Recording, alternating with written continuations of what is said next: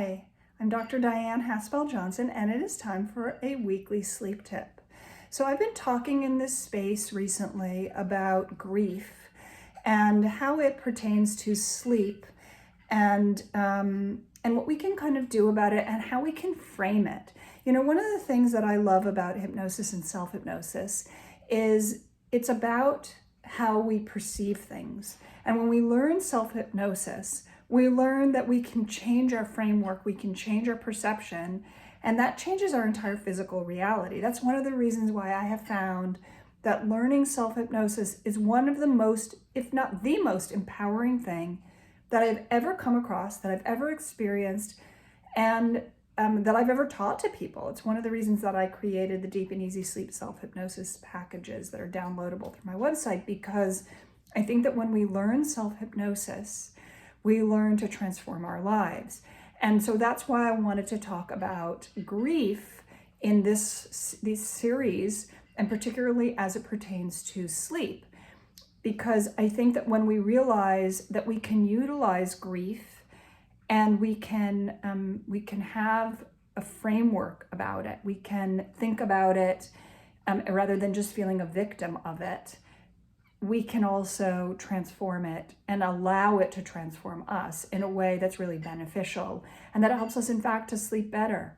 So one of the things about grief and sleep is that, you know, sometimes people ask me what I think about with regards to sleep and when we dream about loved ones, or when we wish to dream about loved ones who we have lost, or experiences that we have lost, or you know, whether that's people, whether that's pets, whether that's a job, whether that's a relationship, whatever that is. And you know, the unconscious speaks in symbols. So sometimes I have found that a loved one, or you know, a symbol like maybe a hummingbird or a butterfly or something like that might appear in a dream after we have suffered a loss.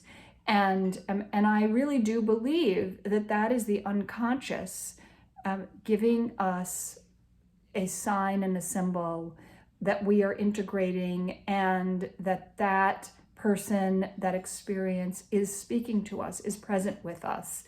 And of course, you know, there's so much that happens when we think about the experiences that we've had or those whom we have lost.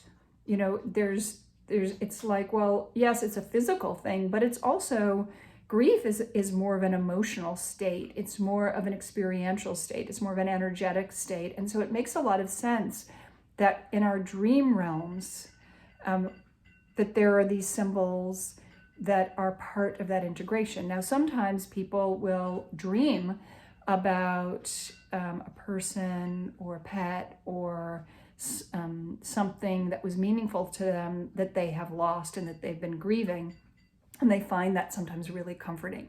But other times they won't dream about that. And so sometimes people say to me, you know, I wish I would dream about this loved one, and maybe they're not really with me, and how do I know?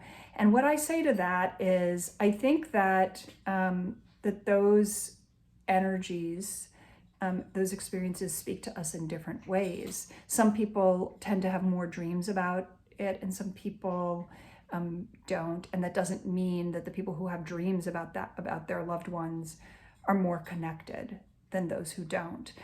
I think that our unconscious and our dream life happens in different ways at different times and for different people. But I will say this: if before you go to sleep, you ask yourself for a dream, you're more likely to have a dream and remember it. We do dream. A lot of people say, oh, I don't dream at all.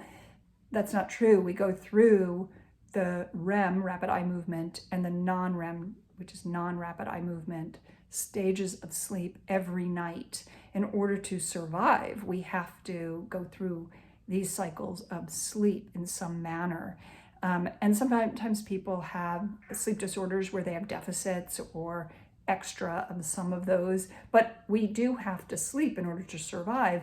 So even if you don't remember your dreams, you are dreaming.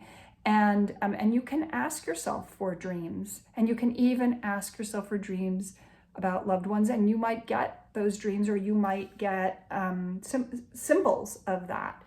And I can assure you that when you are sleeping and when you are dreaming, you are processing those experiences and those energies, whether you remember it or not, whether those loved ones or those experiences appear in a very direct way or through some symbol that you may or may not understand. But your system is processing, your unconscious is processing as you dream, and you are integrating and organizing. And that's a really important thing to know that your entire system is taking care of you.